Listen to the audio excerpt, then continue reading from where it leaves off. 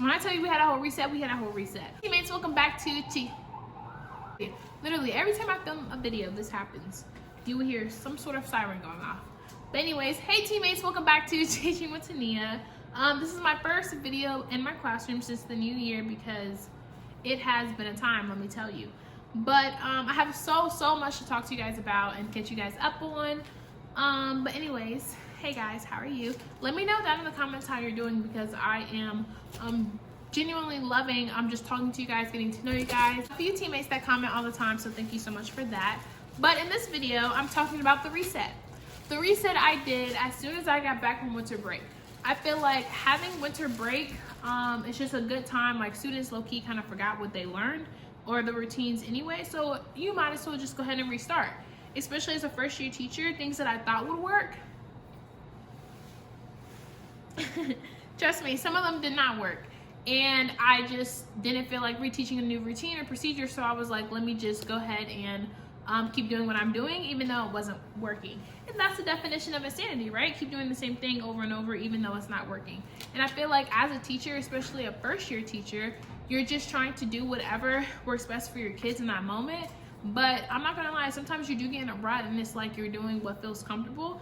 And sometimes that is doing a disservice to our students. So I had to get out of my comfort zone, go ahead and re-scratch everything to the way we come in, to having assigned seats on the carpet. Like little things that I just didn't think that I would need to do. I'm like, okay, after break, we're doing this, this, and this. So we're gonna get into that in this video. By the way, I got new headphones for my students. Shout out to my school for doing that. So I've never had time until now to unwrap them, label them. And this is also a new reset that I'm doing, is having them sign in and sign out, because now you're in 3rd grade. So you have to be responsible for your own items. And I feel like responsibility is just something that we need to be teaching. So I'm gonna label these and hold them accountable to what they're using, because kids will destroy things. But this costs a lot of money, so you're not gonna destroy it, or you'll be held accountable.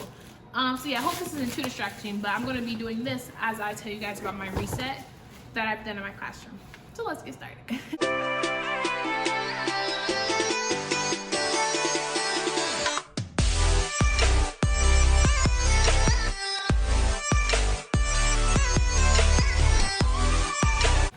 Starters, what is a reset? I feel like for me, what my students needed, mind you, this is all depending on what your students need. I feel like I sometimes let a lot of things go, especially towards this. Having students not line up on a dot quietly like they were supposed to. It's like little stuff like that that I was just like, oh, it's okay, we're not on a dot, but I'm ready to go on my break. So I'm like, I'm gonna just take them to lunch, resource, wherever they need to go, and just let that slip through the cracks. But the thing is, progressively, that got worse and worse. And then other things like calling out, like usually I have a student raise their hand, I'm looking for a quiet hand for this answer, and I would just let students call out. Well, guess what? One bad apple will spoil the rest. So once I allowed one student in particular to do it, other students thought that it was okay, and lo and behold, we had the whole class calling out, which was not a conducive learning environment at all. So I had to reset that. So the way I reset it is we practice routines and procedures. At the beginning, like especially the first 2 days when we got back from break, and I am still like a stickler of it. Realize is, I'm sure you guys have heard this before, like it's okay to like loosen up as opposed to be loosey-goosey and then have to take in the reins, because that's when I feel drained, overwhelmed, or feel like I'm not getting anywhere with my students, because guess what?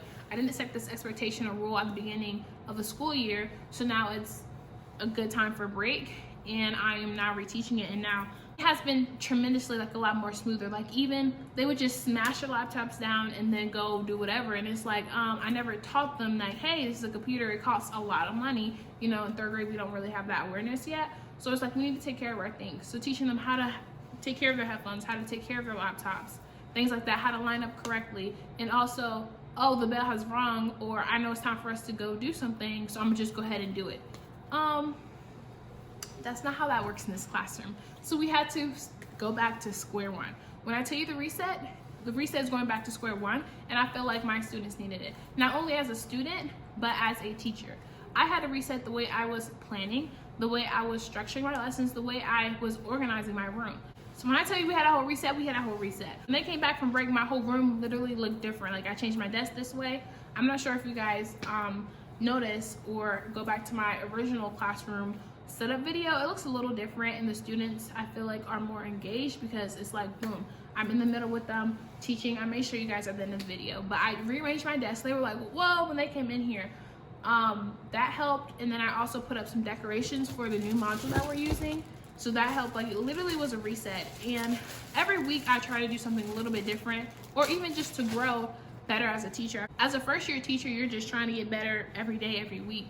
And so the way I even structure my lessons, and usually I would allow things to go longer than they should have, or just feel like we'll have more time later on, but we never got back to that subject. And I feel like as a teacher, I was leaving a lot of loose ends that I never were able to tie up, whether it was a worksheet that I didn't go over, or even when I got some things incorrectly, went ahead and corrected that learning. And these are things that I'm growing as a teacher in, so making sure these are some nice headphones. That shows you how distracted I am. Anyways, going back and being able to say like, hey, I know we did this before break, but guess what? It's a little different, and I'm holding you guys more accountable. And I feel like going back to being able to hone in on them when they weren't doing what they're supposed to do, nip it in the bud right then and there. Right then and there. When I tell you right then and there, because usually another thing I would do is let things slide. Like, oh, if it's just one person, but the thing is, like, all of that adds up. So after we came back from break and they saw that my room was different, my schedule was different, even me low-key as a teacher, I'm like, okay, I need to be this, this, and this on top of my stuff. I also feel like I've almost been in school almost half a school year now, so it's like I know what the expectation is and how I need to like maneuver within that, and to make sure I'm good and also not getting burnt out. So some things I did as a teacher to reset is make hard stops for myself, making sure at 9 o'clock we're switching into this, at 9:30 we're switching into this, making sure like I structure my lessons so that I do have those hard stops. But also the way I was planning, I usually try to plan during my planning periods on Thursday and Fridays, but that wasn't getting done. So making sure I actually stick to that and implement the things that I know that I should be doing just to make me a good teacher.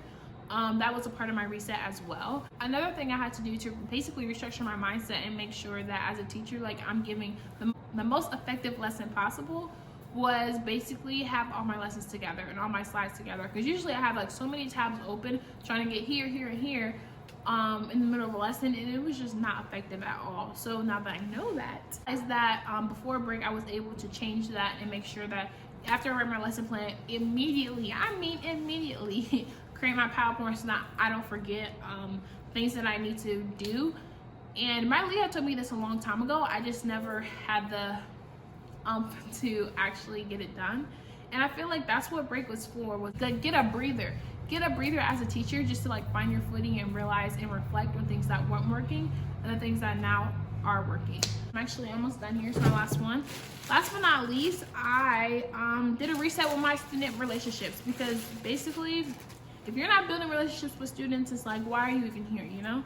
So I rebuilt my relationship with students, and I feel like a lot of teachers struggle with this because yes, we have high expectations, but also our students need love. They need a comforting place to make mistakes, but also I feel like sometimes I could give or give punishment after punishment after punishment, and it's like, for you to be able to say, hey, you're not doing your best, you need to be able to have something invested into the relationship. For example, if someone corrects me out the blue and they never gave me anything positive first to say or whatever, like if that never happened, like do you think I'm going to listen to your critique or ways that I could be doing better? Absolutely not. So what I had to do is go back to the drawing boards and making sure like I have invested. You guys know I like analogies and symbols, but basically if you have, for example, a glass of water, and all you do is take from it, eventually you're going to be gone. And I found myself like not connecting with students the way I wanted to, so I'm like, what do I need to do for this student? And either that's phone calls home or seeing more about their background. Like I have 31 students, and it's hard to invest every day and pour myself into each and every one of them, but I felt like I was just taking, and low-key some students were resenting that, and I'm like, what do I need to do to like re-engage the students so not only I could teach them, but also they feel confident and able to see that something in my class. because I stand by this so firmly. Like, they don't care how much you know or how much you want them to know unless you show them how much you care. And I wasn't doing that to the best of my ability. Now I have to tape and actually label these. Hopefully these stay, because trust me, you break your headphones, you're not getting any more. To reinvest in relationships, I had to build them up again. At the end of the day, no one wants to hear what they're doing wrong 24/7. So I have to build them right back up again. Like, hey buddy, this is what you're good at. This is what you're good at. But this is where I need you to be. This is where I see you can grow. And also, I don't know, I'm a little indifferent about this. I wasn't telling students their exact level they were at. But then it occurred to me, like, if they don't know what level they're at, they don't care. They're not sugarcoating where they're at, you know? And now that we're in 3rd grade, we know what we should be doing and how to get there, especially like we're almost halfway through 3rd grade.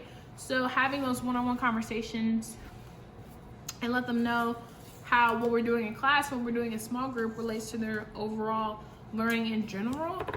So to reset, I did do a heart-to-heart conversation with a few students, like, hey, this is where you're performing at, and I know you are able to do better. So encouraging them that way instead of letting them know, like, hey, this is what you're doing wrong, this is what you're doing wrong, because to be honest, nobody wants to hear that.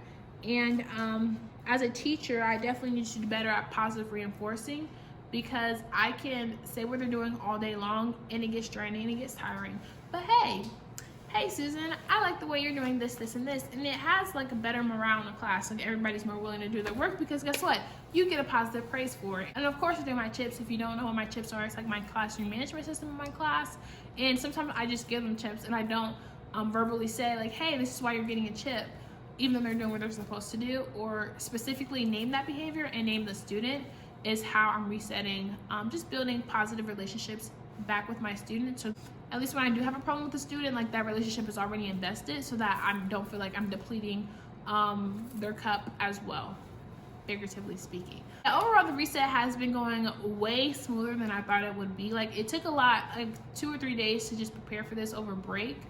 But after I came in and implemented everything that I thought about or reflected on, guys, it's like a whole new classroom in here. And I beat myself up about this as a teacher. Like, I should have did this at the beginning of the year, but literally I'm learning. Anything you're trying new for the first time, you're gonna not be the best at it. And even though I was teacher of the month, it's crazy, last year, I still feel like I have a lot, I mean, not last year, well, I guess last year, but last month in December, I still have a lot of growing to do. And my students deserve a great teacher. Like, they're amazing, and I literally don't want to trade them for the world. Even though each student, even some teachers have their good days and bad days, I still really do enjoy it. The kids make my heart so happy.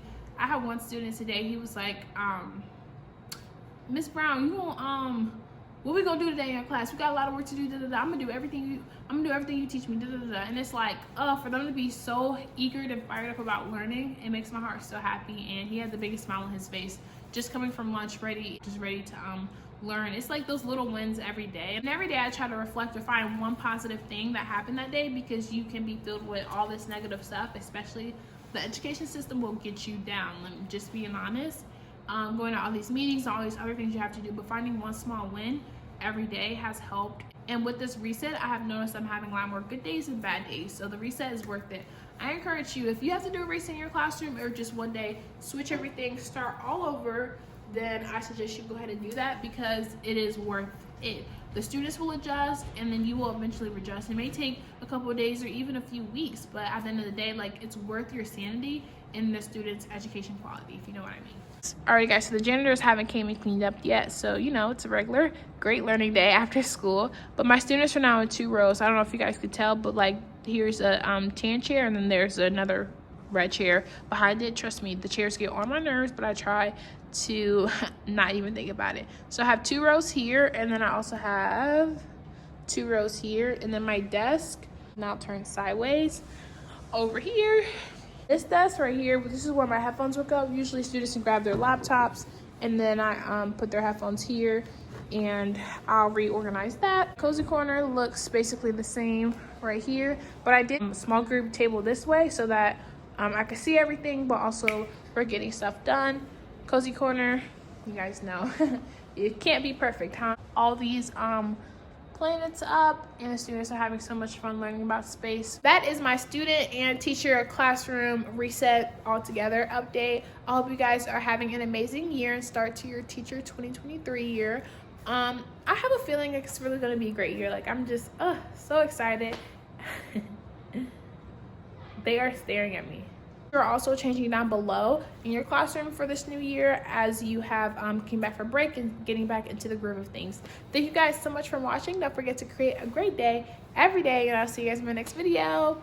Bye.